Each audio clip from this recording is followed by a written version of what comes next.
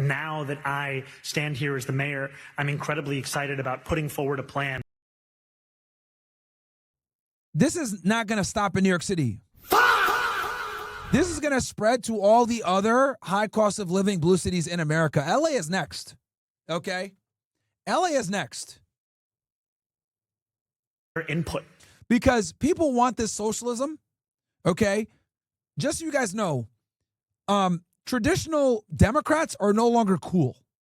Okay? Your Bill Clintons, your Hillary Clintons, those are considered Republicans today. I said this before. I think I've said this on OSS, so I'll say it right here for everybody in here that's like not familiar.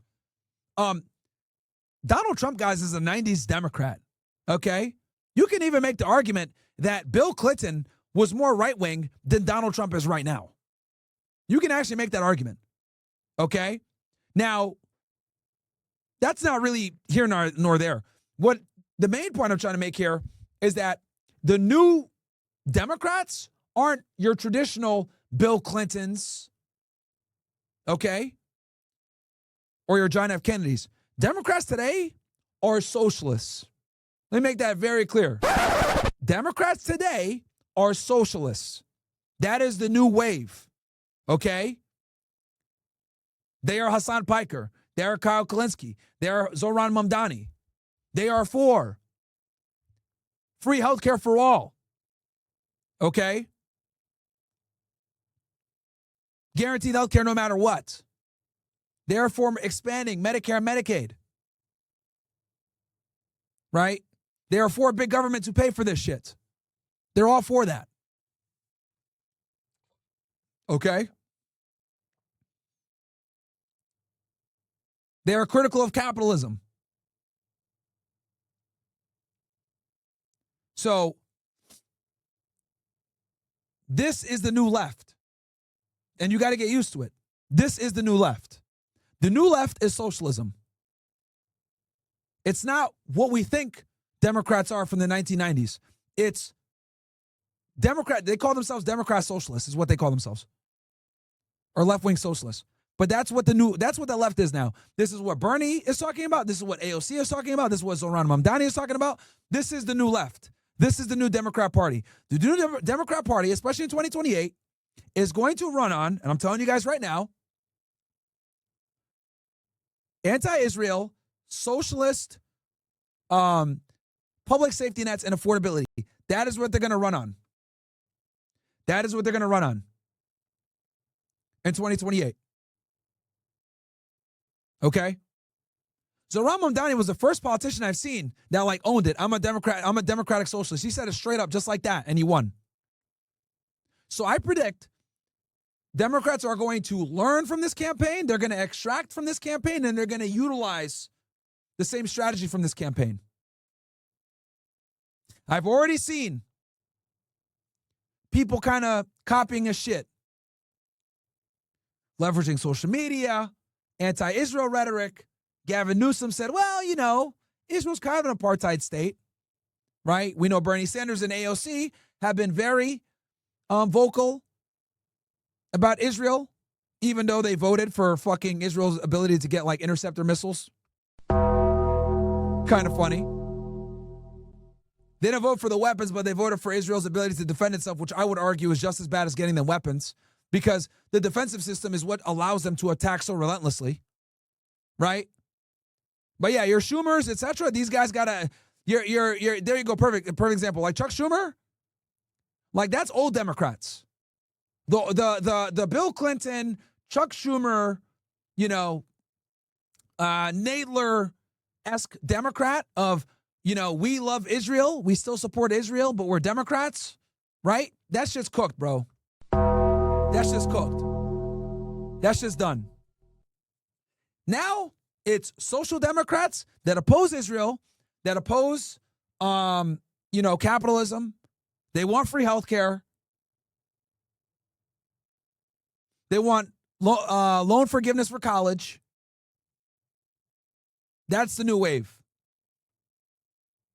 That's the new wave, chat. Get ready.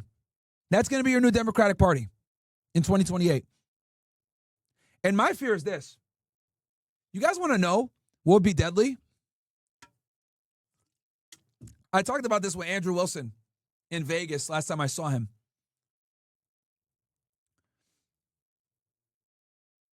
If you brought in a Democrat that gave free health care, right? Gave free health care and, you know, ran on affordability, but like was tough on immigration.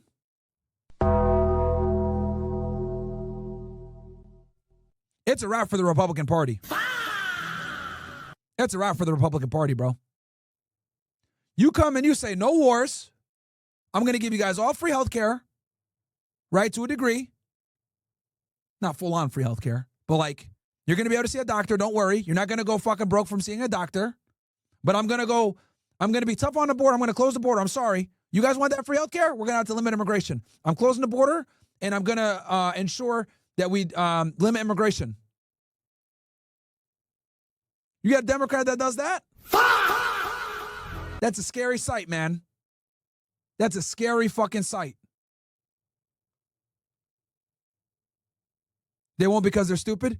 Well, that's the problem with the Democrat Party. They're too concerned with identity politics. They're too worried about identity politics. They're scared of being called racist. They're scared of being called, you know, xenophobes, all this bullshit. But if you got a politician that gave them the free health care, give them the, because the thing about a lot of these progressives, guys, is they bitch about humanitarian shit. Right? You got to speak their fucking language. They cry about humanitarian shit. So if you give them the olive branch of you'll get, you know, cheap and or affordable health care, but we're going to go hard on immigration, it's a concession that they might accept. Now, of course, the Democrat Party would be terrified to do this because they rely heavily upon identity politics. But if you had a Democrat come out and campaign on that, that would be fucking. Posted that video. Griffin said it. That would be fucking dangerous. That'd be very dangerous to the Republican Party.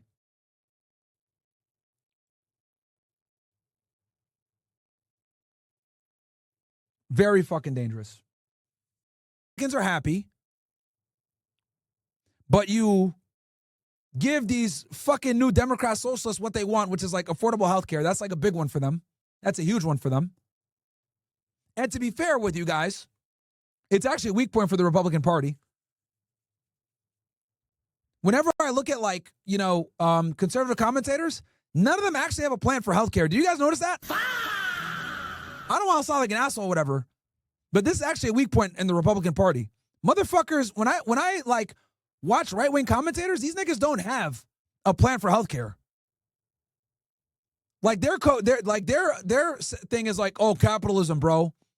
All right, bro. Like, I'm sorry, but like, whenever you put capitalism into healthcare, you create a lot of issues. All right, you're monetizing people being sick, like that just invites greed and problems. I did come up with a middle ground where it's not faggotry, where everyone's just going to the doctor for free and it ends up like Canada. Right? So I still do have a very strong semblance of capitalism within healthcare. I can pull up the tweet if you guys want. If you guys care about it. It's very well thought out. I spent like hours writing it, to be honest with y'all. And I was like researching and shit like that. And it kind of came to my mind when I was talking, because I was going to talk about Luigi Mangione. And the reason why Luigi Mangione did what he did is because of the healthcare system. It was a retarded way to do it, but it was a protest against the healthcare system. So I have a very good plan on what I would do if I was the healthcare person. If I was to like run and do healthcare. Here it is right here. So Luigi Mangione's crime was evil, but it forced a real healthcare conversation in America. Here's my idea that takes the best of both sides. For the left, we provide important healthcare to all without bankruptcy.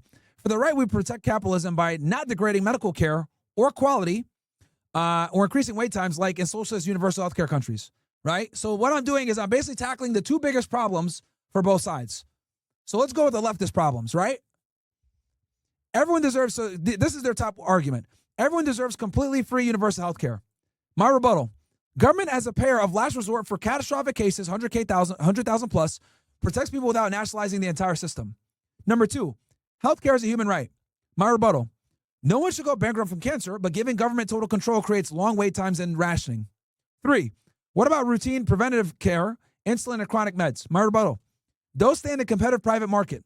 Price transparency plus competition will drive those costs down far better than government control. Because we all know what happens when the government pays for everything. They increase the price.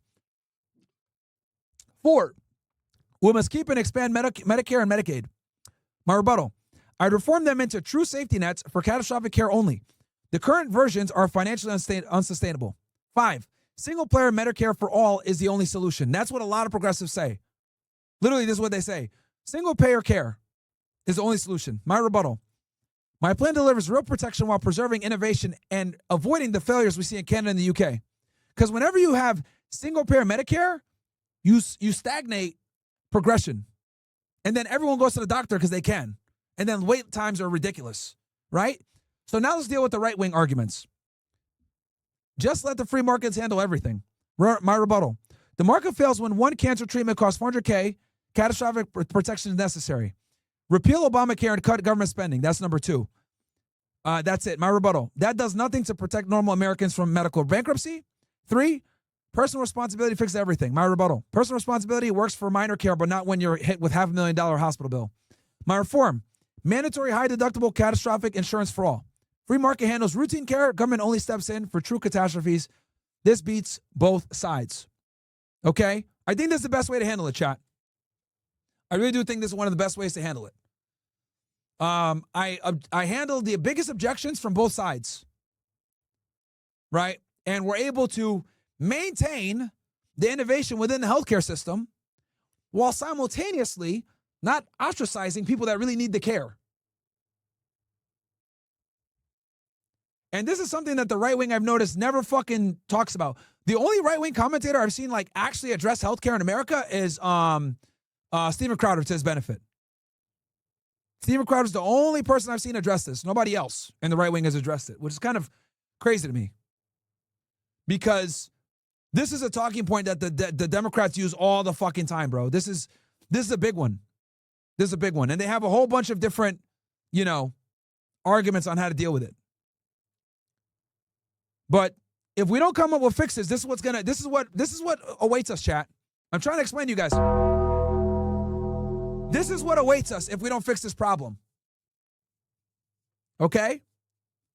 You guys heard it here first. Democratic Socialists is going to be 2028. Healthcare, affordable housing, fucking government subsidized groceries, all that shit is going to be anti-Israel rhetoric, anti-war. That's going to be the 2028 Democratic spiel.